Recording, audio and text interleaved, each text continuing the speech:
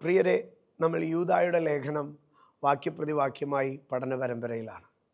നമ്മൾ 8 വാക്യങ്ങളെ പഠിച്ചു, 9ാമത്തെ വാക്യം ധ്യാനിച്ചുകൊണ്ടിരിക്കുന്നു.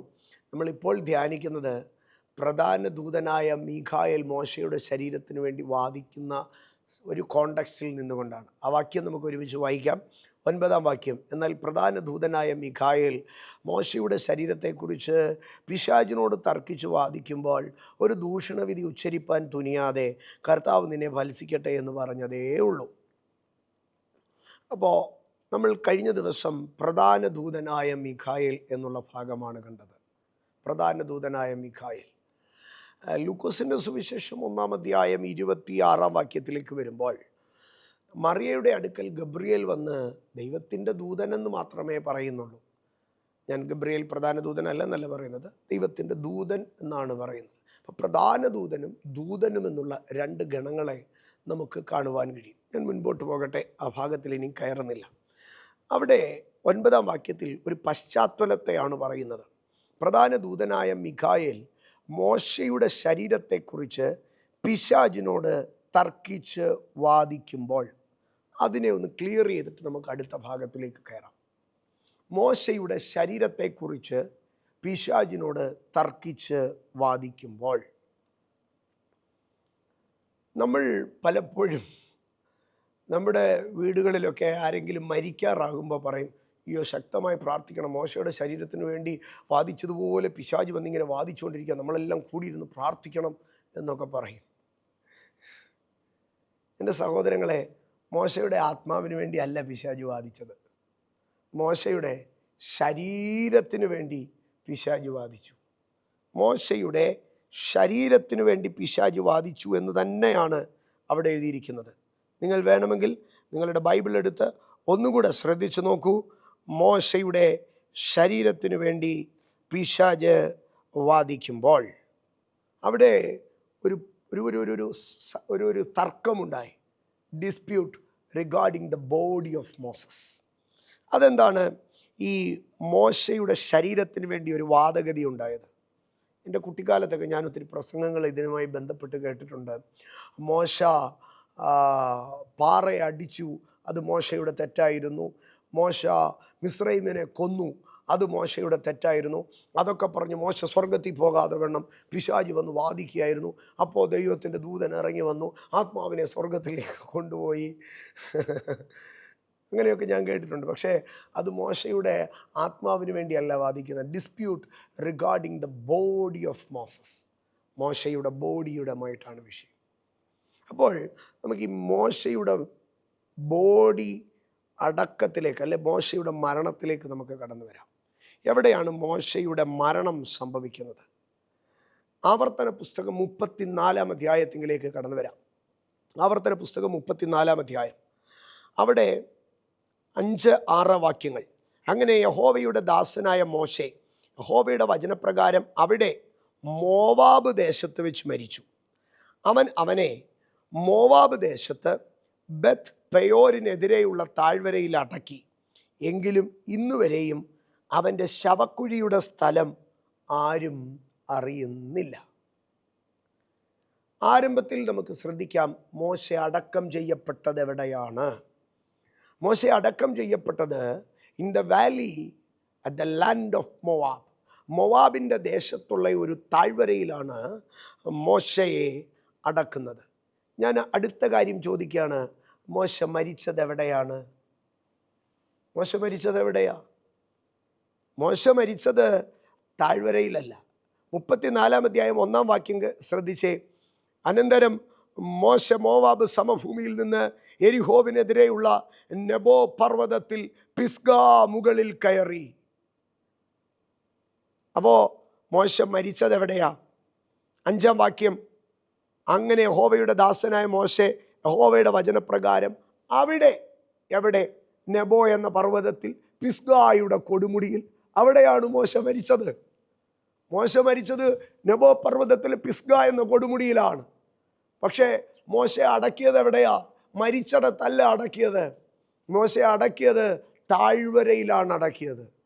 മരിച്ചത് പർവ്വതത്തിൽ, അടക്കിയത് താഴ്വരയിൽ. അപ്പം മോശയുടെ മരണസമയത്താണോ പിശാച് വന്ന് വഴക്കുണ്ടാക്കിയത്? അല്ല, മോശയുടെ അടക്ക സമയത്താണ് പിശാച് വന്ന് വഴക്കുണ്ടാക്കിയത്. ഇനിയും എന്താണ് അതിൻ്റെ വിഷയം എന്നുള്ളതിലേക്ക് നമുക്ക് കിടക്കാം. ഇനിയും മോശയെ അടക്കുന്നത് എവിടെയാണെന്നറിയാമോ? മോശയെ അടക്കുന്നത് 6-ാം വാക്യം, ബത്ത് പെയോരിനെതിരെയുള്ള താഴ്വരയിൽ അടക്കി. ബത്ത് പെയോർ എന്ന് പറഞ്ഞാൽ പെയോരിൻ്റെ ഭവനം എന്നാണ് അതിൻ്റെ അർത്ഥം. പെയോരിൻ്റെ വീട്. പെയോരിൻ്റെ വീടിനെതിരെ ഉള്ള താഴ്വരയിൽ മോശയെ അടക്കി. മോശയെ അടക്കിയത് എവിടെയാണ്? പെയോരിൻ്റെ വീടിൻ്റെ ഓപ്പോസിറ്റ് കിടക്കുന്ന താഴ്വരയിൽ. അപ്പോൾ ചോദിക്കും, ആരാണ് പെയോർ? ബത്ത് പെയോർ എന്ന് പറഞ്ഞാൽ, ബത്ത് എന്ന വാക്കിൻ്റെ അർത്ഥം വീടെന്ന. For example, ബത്ത് ലഹേം, ബത്ത് ലഹേം.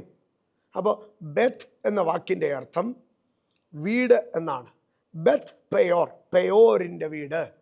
അപ്പോൾ പെയോരിൻ്റെ വീടിനെതിരെയുള്ള താഴ്വരയിൽ മോശയെ അടക്കി. പിസ്ഗായിൽ മരിച്ച മനുഷ്യനെ ആ മലയിൽ നിന്ന് ബോഡി കൊണ്ടുവന്ന് താഴ്വരയിൽ, ബത്ത് പെയോരിൻ്റെ എതിരെയുള്ള താഴ്വരയിൽ മോശയെ അടക്കിയേ. അപ്പോൾ ബത്ത് പെയോരിൻ്റെ പെയോരാരാണ്?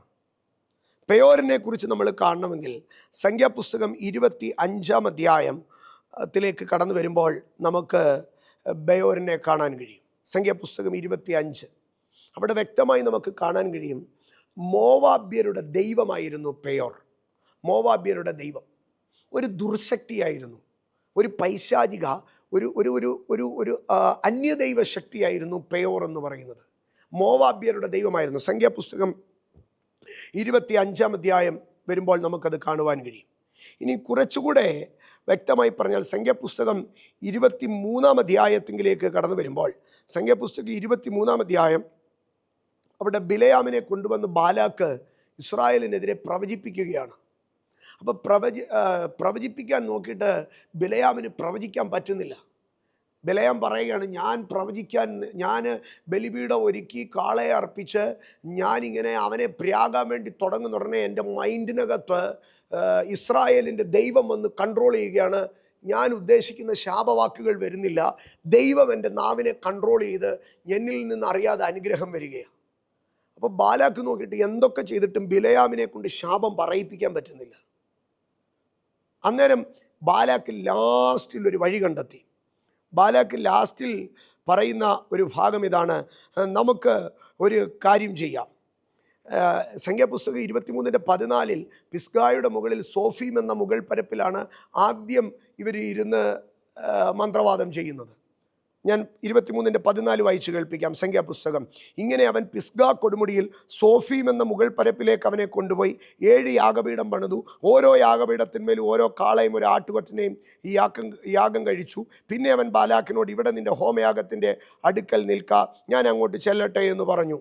അടുത്ത ഭാഗം 16-ാം വാക്യത്തിൽ, യഹോവ ബിലയാമിന് പ്രത്യക്ഷനായി നാവിലൊരു വചനം കൊടുത്തു. ഒരു കാര്യവും നടന്നില്ല.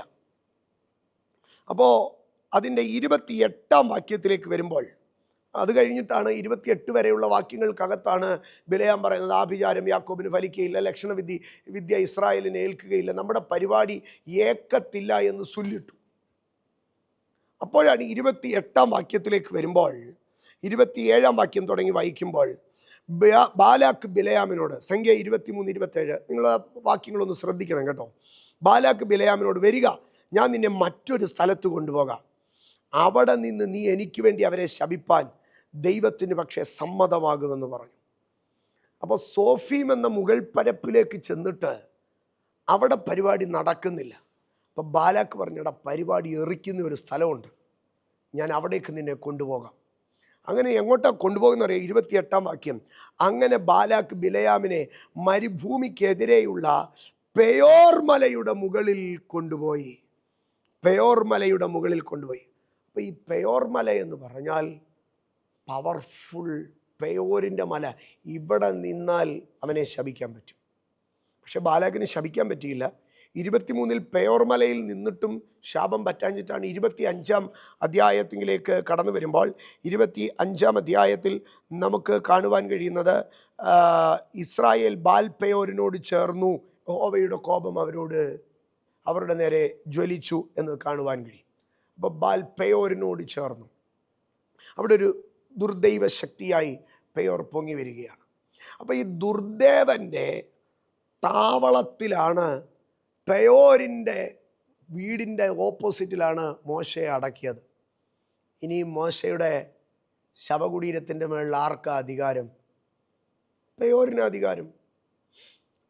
അപ്പോഴാണ് പെയോരിൻ്റെ ശരീരത്തിന് വേണ്ടി ഒരു വാദഗതി ഉണ്ടാവുകയാണ്. എന്താണ് പെയോരിൻ്റെ ശരീരത്തിന് വേണ്ടി ഉണ്ടാകുന്ന വാദഗതി? പെയോരിൻ്റെ മണ്ണിൽ മോശയുടെ ശരീരത്തിന് വേണ്ടി ഒരു വാദഗതി ഉണ്ടാവുകയാണ്. എന്താണ് മോശയുടെ ശരീരത്തിന് വേണ്ടിയുള്ള വാദഗതി? അത് നാളെ നമുക്ക് ധ്യാനിക്കാം. മോശയുടെ ശരീരത്തിന് വേണ്ടിയുള്ള വാദഗതി. അതുവരെ ഈ ഭാഗത്തെ നിങ്ങൾ ഒന്നുകൂടെ ശ്രദ്ധിക്കുക. മോശയുടെ ശരീരത്തിൻ്റെ വാദഗതി നടക്കുന്ന സ്ഥലം പെയോരാണ്. ഞാൻ ഇന്ന് ഒത്തിരി കാര്യങ്ങൾ നിങ്ങളോട് പറഞ്ഞു. സംഖ്യ 23, സംഖ്യ 25, ആവർത്തനം 34, പിസ്ഗായിൽ മരിച്ച മോശെ പെയോരിൽ അടക്കപ്പെടുന്നു. അപ്പം ഈ ഭാഗങ്ങളൊക്കെ നിങ്ങൾ ഒന്നും കൂടെ ഒന്ന് റിവൈൻഡ് ചെയ്യുക. ഇനി മോശയുടെ ശരീരത്തെക്കുറിച്ചുള്ള വാദഗതി നാളെ നമുക്ക് ധ്യാനിക്കാം.